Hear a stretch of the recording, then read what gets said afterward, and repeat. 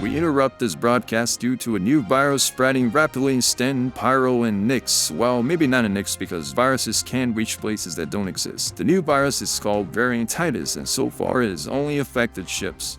Once the virus finds a new host, let's say the Gladius, it causes the Plasma purchase to split the ship into 1,000 variants like the Gladius Forever Alpha, the Gladius Sports, the Gladius Vorovsky, and the not-so-glad Gladius. And you pay for each one of them with your Gladius credit cardios. Don't even let CIG know that BMW once thought about charging extra money for warming up your seats, or maybe that's a feature for 1.0.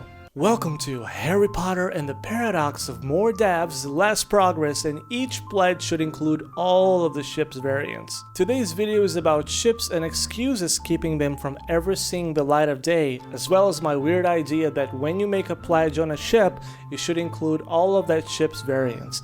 Triggered yet? But first, let's have a moment of joyful indignation. The number of employees at CIG has been growing from 100 many years ago to 500 years ago to almost 1,000 people now. The premise and scope of the game haven't changed in recent years, so how is it that more minions working equals slow to implement features and ships that have already been paid for are still under development? You don't need to be a math genius to figure out that more people working should translate to faster everything, right? Or should we just ignore this too and pretend it doesn't matter? Let's take the GOAT, the Merchantman, as an example. This ship is such a point of contention and has been pretty much abandoned by CIG. Yes, whales who still use the cliche, "Yo, the team working and designing the Merchantman have left CIG, bro. That's why, man. Go check your sources, man. You don't know what you're talking about." For real, man, how long do you plan on using this excuse? Do you even believe in the kind of arguments you make, or is it just a show to hide your disappointment? Since the last time we heard the Merchantman was being worked on up until now, how many more people are working at CIG? How can we excuse that the design team for this ship left the company hold on forever? Do you have no sense of accountability whatsoever? But in today's sermon, I want to bless you with suggestions. By the power invested in me by myself, may I suggest CIG change its terms regarding ships that have yet to release to allow for unconditional refunds, just for the ships that don't get released. Don't shoot the messenger. Of course, such a preposterous suggestion won't sit well with the holy whales, but due to my powers of whale mind reading, I can predict what the whales will post in the comment section, thus I can talk about this beforehand, because any suggestion that makes them uncomfortable is like a personal attack. Whales will definitely say, "But you get a loaner ship, dumbass. You can actually use a ship, so refunding man would be wrong." And that, my fellow cultists, is why we don't have flying cars, and Apple Intelligence lacks intelligence. When it comes to commitment, CIG treats ships like people treat New Year's resolutions.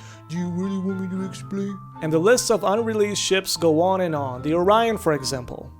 Just kidding. Still kidding. The Orion isn't even talked about anymore. I mean, it's obvious that CIG found that announcing new ships is the best way to make people forget about the old ones, except for this guy. For real, you just decided to play Star Citizen today, and instead of buying a $45 package, you go straight for the Orion? We're reaching levels of whaling that shouldn't even be possible. But kid, I got some very bad news for you. You won't be playing this game for a very long time then, buddy. There are countless parallel universes out there. There are universes where CIG has 20, 50,000, a million people, but there isn't a single universe where the Merchantman has already been released. This company is a ship graveyard where your money literally dies. And since the money you paid is long gone, CIG has no incentive to make good on that promise. Don't forget that coming up with new concept ships and then prioritizing them, then delaying them is the best way to buy time. Let's talk about ship balancing, or as CIG calls it, oops, we totally didn't know this ship was overpowered. A ship comes out, it's amazing, it tears through PvP like a hot knife through server lag.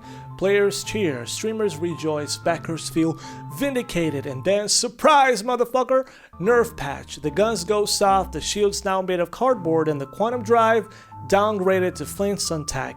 And we're supposed to believe they didn't know it was OP?